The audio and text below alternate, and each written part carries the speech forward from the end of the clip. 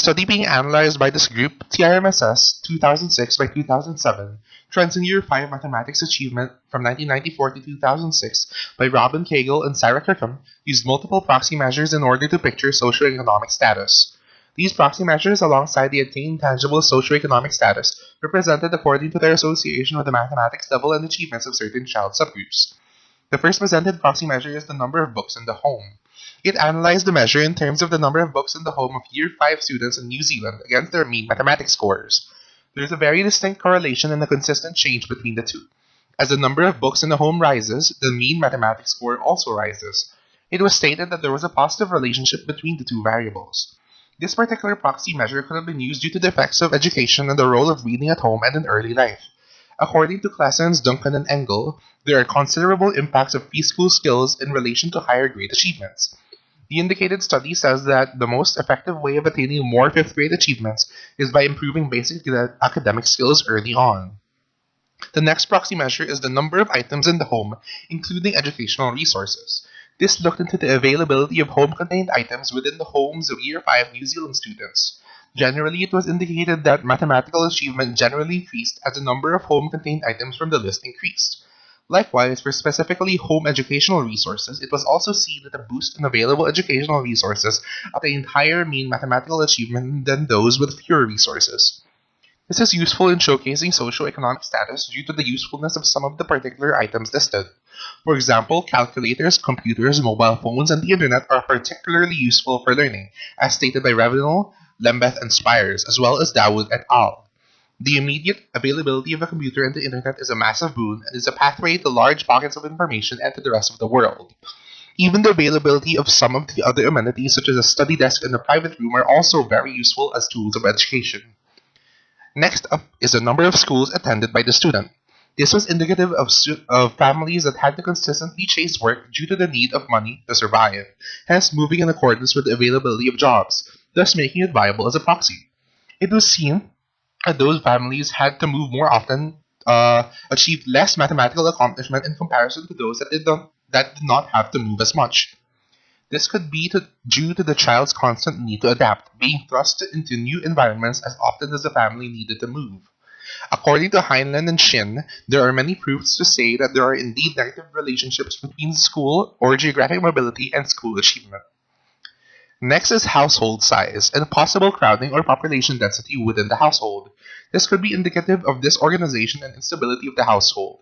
Lower household sizes were seen to achieve higher achievement, with the outlier of 2, possibly due to the availability of only a single parent. It can be seen in a study by Seren, Leslie, and Owen that there is a relationship between household size and SES, making it an effective proxy. Last is decile.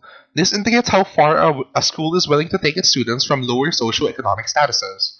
The lower a school's decile indicator, in a scale from 1 to 10, the more students it usually takes in the category of lower socioeconomic statuses.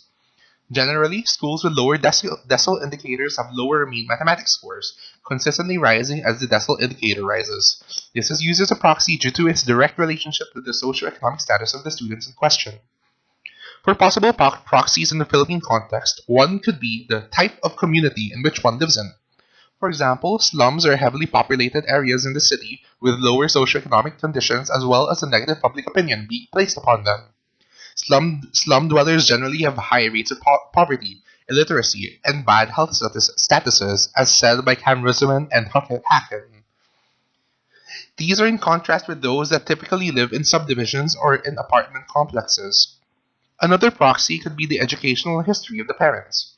There could be a significant relationship with the parents' education, previous achievements, and their outlook towards education, versus the young and still blooming education of a child. This is shown by Ermish and Franzato, saying that there is a positive correlation between the parents' education and the children's education. Lastly, one more proxy could be immediate available social support. This could be within the immediate family, the household, or other interpersonal factors that may affect the child's experience with education. Interpersonal relationships are important experiences for the child to have, especially during such an age where every single interaction the child has could have an effect on how they perceive the world, and could particularly vary in experience across socioeconomic statuses. The importance of social support against SES was pinpointed by Wangberg et al. In the first proxy measure, students with a greater number of books in their home indicated higher achievement on average in mathematics.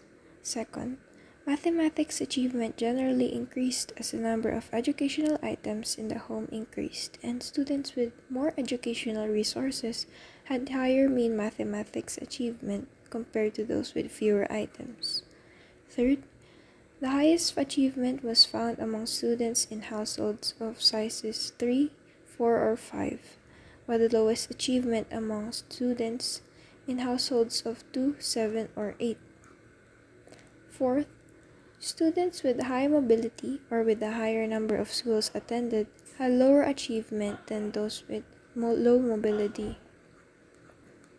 Lastly, students attending schools with higher deciles, meaning that more of its students are from low socioeconomic communities, had demonstrated higher achievement than those in lower decile schools.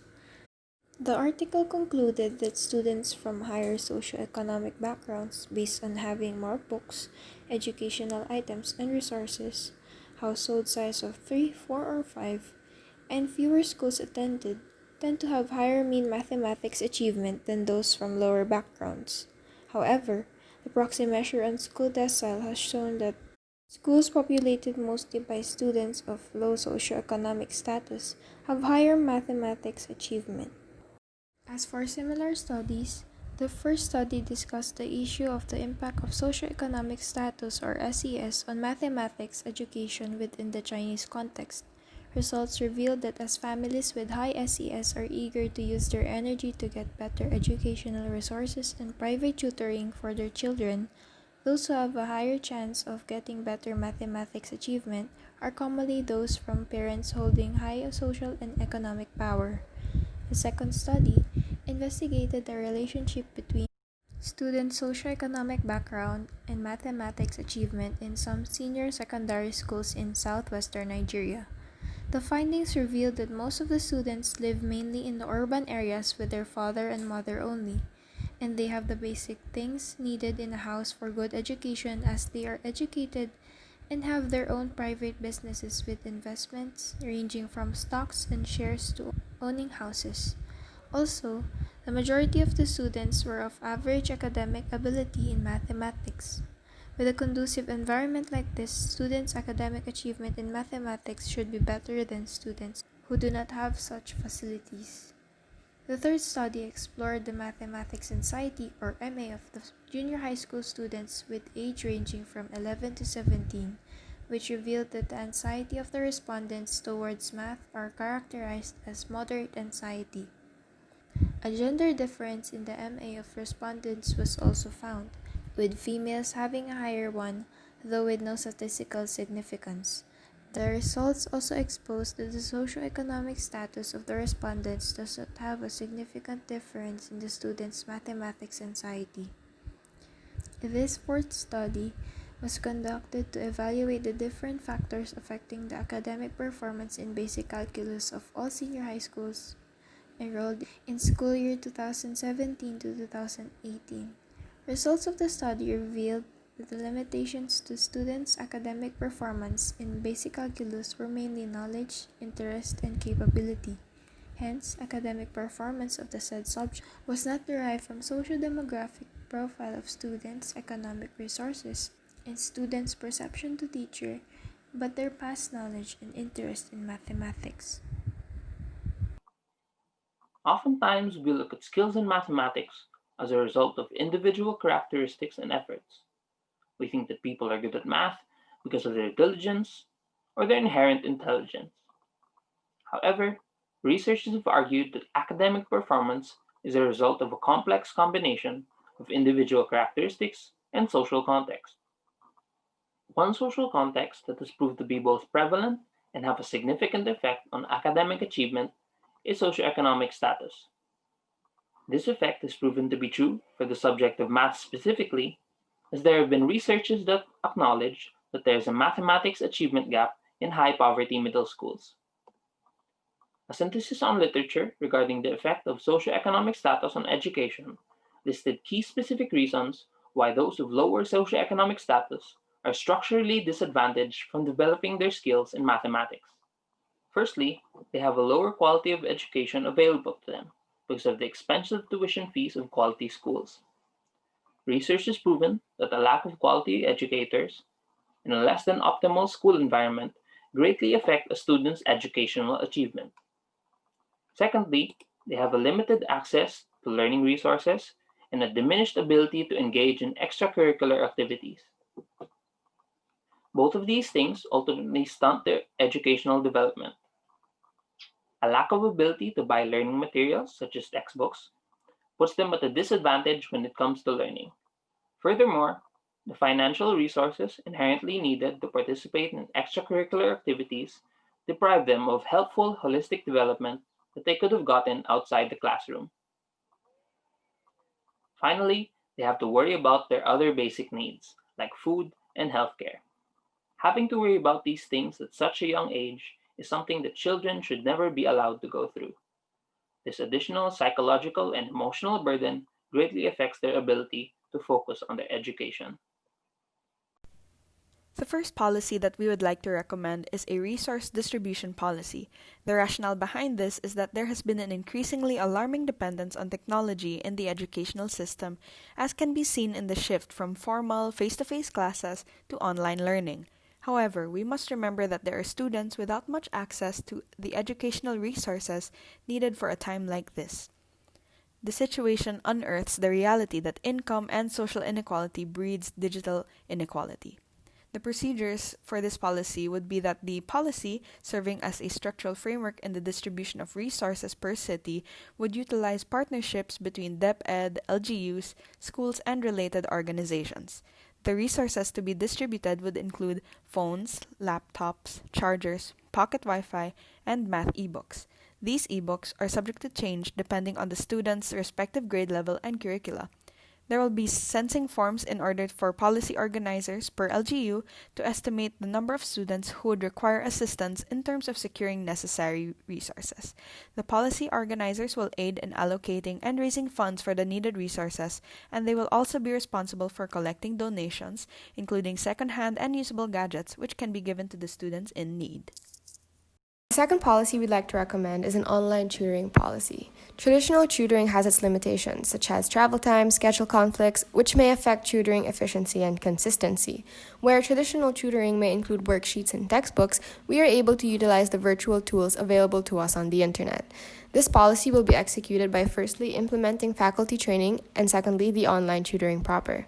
Faculty development will be ensured through the execution of professional training programs in the area of mathematics. This produces promising outcomes in the learning and teaching practices and have proven effective in developing faculty skills and leadership. Faculty training will be spearheaded by the Department of Education, where teachers will undergo instructive preparation for online learning programs. Different skills will be taught to the teachers, such as using a combination of modeling, demonstration, and feedback, step-by-step instruction of how to apply a certain math skill, making lessons hands-on, and teaching students how to make mental calculations and use mnemonic strategies. Online tutoring will provide supplemental academic help outside of regular school hours. Highly qualified professionals will deliver instruction, clarify any questions that students may have, and give them individualized attention, especially in math areas and skills that need to be strengthened. Online lessons will take place one-on-one with a tutor in an interactive digital classroom. The value of online tutoring is its flexibility of scheduling, where services start as soon as tutors and students set up a virtual connection online. This is a powerful platform where tutoring services are very accessible.